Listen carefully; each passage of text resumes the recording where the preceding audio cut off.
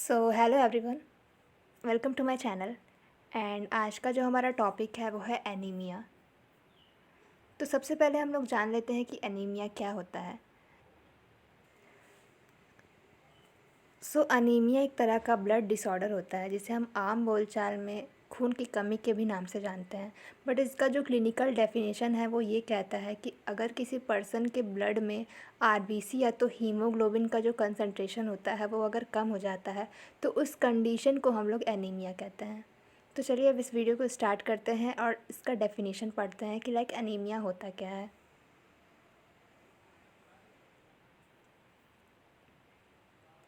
So what is anaemia? So anaemia is a pathological condition. Pathological condition का mainly ये मतलब होता है कि अगर जो नॉर्मल जो कंडीशन होता है, जो नॉर्मल बॉडी का फिजियोलॉजी होता है, अगर उसमें थोड़ा सा भी वेरिएशन या तो अल्टरेशन ऊपर नीचे देखने को मिलता है तो वो एक कंडीशन जो डेवलप होता है उसे हम लोग पैथोलॉजिकल कंडीशन कहते हैं या तो उसे हम एबनॉर्मेलिटी भी कहते हैं।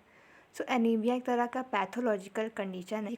इसका ये मतलब means decrease in the RBC count. Means अगर जो हमारे ब्लड में अगर आरबीसी का जो लेवल है अगर वो कम हो जाता है या तो आरबीसी का जो फॉर्मेशन है वो सही तरीके से नहीं हो पाता है एरिथ्रोपोएसिस के दौरान। एरिथ्रोपोएसिस क्या होता है? जब ब्लड का फॉर्मेशन होता है तो उस प्रोसेस को हम लोग एरिथ्रोपोएसिस कहते हैं। तो अगर आरबीसी का जो प्रॉपर तरीके से अगर उसका मैच्योरेशन नहीं हो पाता है, उसका फॉर्मेशन नहीं हो पाता है या तो आरबीसी का जो लेवल है अगर वो कम हो जाता है तो उस कंडीशन को हम लोग एनीमिया कहते हैं। So anaemia is a pathological condition in which there is decrease in RBC count. Haemoglobin क्या होता है? हीमोग्लोबिन एक तरह का केमिकल कंपाउंड होता है जो कि आरबीसी के अंदर पाया जाता है। तो अगर आरबीसी के अंदर हीमोग्लोबिन का कंसंट्रेशन कम हो जाता है तो उस कंडीशन को हम लोग एनीमिया कहते हैं।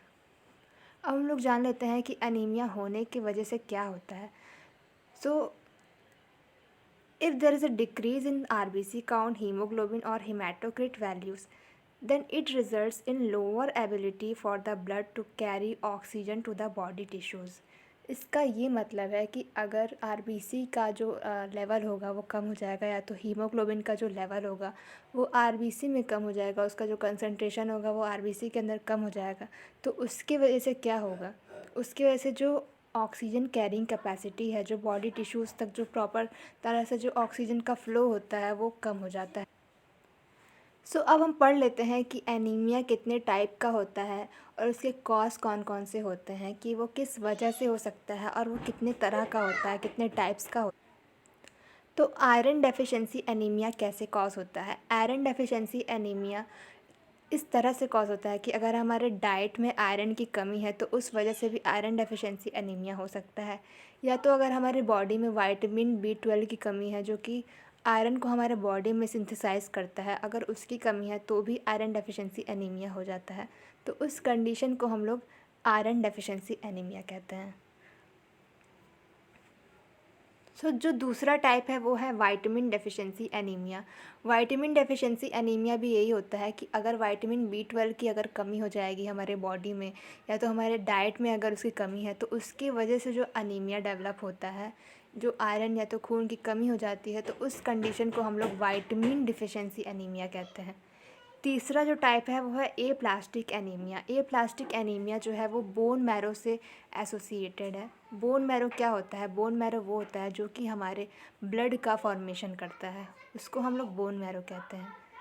तो अगर किसी वजह से बोन मैरो में डिप्रेशन कॉज होता है तो उसकी वजह से जो एनीमिया डेवलप होता है या उसके कॉम्प्लिकेशन की वजह से क्या होता है, ए प्लास्टिक एनीमिया कॉज हो सकता है। चौथा टाइप है वो है हीमोलिटिक एनीमिया। हीमोलिटिक एनीमिया में भी क्या होता है, जो हमारे प्रॉपर जो एरिथ्रोपोइसिस होता है, मीन्स जो प्रॉपर ब्लड का जो फॉर्मेशन का प्रोसेस होता है अगर वो प्रॉपर तरीके से नहीं हो पाता है तो उस कंडीशन को हम लोग हीमोलाइटिक एनीमिया कहते हैं। Cell anaemia. देन आता है sickle cell anaemia. Sickle cell anaemia में क्या होता है, जो हमारा आरबीसी होता है वो अगर नॉर्मली देखा जाए तो उसका जो शेप होता है वो बाई कॉन्केव शेप का होता है। बट सिकल सेल एनीमिया में क्या होता है कि आरबीसी का जो शेप है वो सिकल शेप हो जाता है, लाइक दिस। ये इस तरह से सिकल सेल कॉज हो जाता है और उस कंडीशन को हम लोग सिकल सेल एनीमिया कहते हैं। सो फिर आता है थैलेसीमिया। थैलेसीमिया में भी क्या होता है, हीमोग्लोबिन का अल्टरेशन देखने को मिलता है। इसके जो 2 चेन होते हैं, alpha chain and beta chain, वो प्रॉपर तरीके से उसका फॉर्मेशन नहीं होने की वजह से थैलेसीमिया कॉज हो जाता है। सो चलिए अब इसकी पैथोफिजियोलॉजी पढ़ते हैं कि अगर किसी पर्सन को एनीमिया हो गया है तो उसके बॉडी में कौन कौन से इफ़ेक्ट देखने को मिलते हैं। तो इसमें सबसे जो पहला पॉइंट है वो है डिक्रीज़ इन आरबीसी, हीमोग्लोबिन और SCT level means haematocrit level. Means अगर आरबीसी और हीमोग्लोबिन और एससीटी का लेवल कम होगा फिर क्या होगा, diminished oxygen carrying capacity means उसकी वजह से क्या होगा, जो ऑक्सीजन कैरिंग कैपेसिटी होगी वो रिड्यूस हो जाएगी। फिर उससे क्या होगा, हाइपॉक्सिया कॉज होगा। हाइपॉक्सिया का मतलब होता है reduced oxygen flow to the organ. जो हमारे जो मेजर ऑर्गन्स हैं उसमें क्या होगा, ऑक्सीजन का जो सप्लाई होगा, जो ऑक्सीजन का फ्लो होगा वो रिड्यूस हो जाएगा। उसकी वजह से क्या होगा, sign and symptoms of anaemia means अगर हाइपॉक्सिया कॉज होगा मींस जो हमारे ऑर्गन से अगर उसमें ऑक्सीजन का जो फ्लो है वो कम होगा तो उसके वजह से जो एनीमिया के साइंस और सिम्टम्स होते हैं वो शो होने लगेंगे एंड देन फिर एनीमिया कॉज हो जाएगा। तो चलिए अब एनीमिया के साइंस और सिम्टम्स के बारे में पढ़ते हैं कि लाइक अगर किसी को एनीमिया हो गया है तो उसको कौन कौन से ऐसे सिम्टम्स नज़र आएंगे बॉडी में। तो जिसमें सबसे पहला सिम्टम है वो है डिजीनेस। डिजीनेस का मतलब क्या होता है, डिजीनेस मतलब चक्कर आना। फिर आता है हेडेक, पेशेंट को हेडेक भी हो सकता है, उसके सिर में भी दर्द हो सकता है। तीसरा है पेल स्किन और ड्राई स्किन। पेल स्किन का मतलब होता है येलो स्किन और ड्राई स्किन का मतलब होता है सूखी मीन्स उसका जो स्किन होगा वो बहुत ही सूखा हुआ रहेगा, उस बहुत ही येलो टाइप का होगा। ओके। फिर आता है फास्ट हार्ट बीट जिसको हम लोग टैकीकार्डिया के भी नाम से जानते हैं। पेशेंट